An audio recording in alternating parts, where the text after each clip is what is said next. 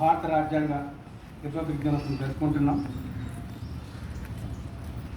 బాబాసాహెబ్ అంబేద్కర్ గారు, జవహర్లాల్ నెహ్రూ, సర్దార్ వల్లభాయ్ పటేల్ ఇంకా అనేక మంది కృషి ఫలితంగానే ఈ భారత రాజ్యాంగం తయారైంది. అందులో ఆదేశిక సూత్రాలు, ఫండమెంటల్ రైట్స్ చాలా ఉన్నాయి. కానీ ఈ భారత రాజ్యాంగానికి ముందుగా ఒక పీఠిక ఉంటుంది అన్నమాట. ప్రియాంబుల్ అంటారు ఇంగ్లీష్లో. ఆ ప్రియాంబుల్ని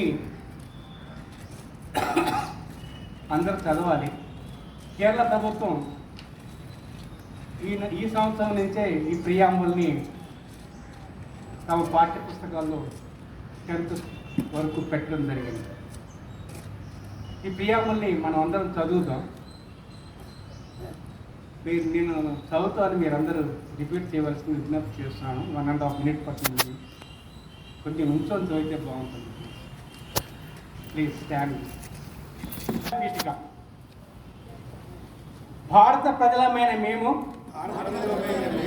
భారతదేశాన్ని సర్వసత్తాక సామ్యవాద లౌకిక ప్రజాస్వామ్య గణతంత్ర రాజ్యంగా నిర్మించుకోవడానికి పౌరులందరికీ సాంఘిక, ఆర్థిక, రాజకీయ న్యాయాన్ని ఆలోచన, భావ ప్రకటన, విశ్వాసం, ధర్మం, ఆరాధనాల స్వాతంత్రాన్ని అంతస్తుల్లోనూ అవకాశాల్లోనూ సమానత్వాన్ని చేకూర్చడానికి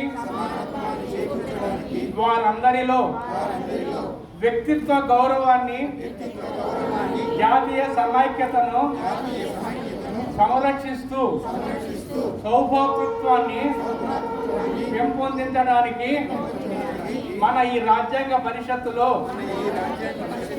1949 నవంబర్ 26వ తేదీన ఎంపిక చేసుకొని శాసనంగా రూపొందించుకున్న ఈ రాజ్యాంగాన్ని మాకు మేము సమర్పించుకుంటున్నాం. జై రాజ్యాంగం, జై రాజ్యాంగం.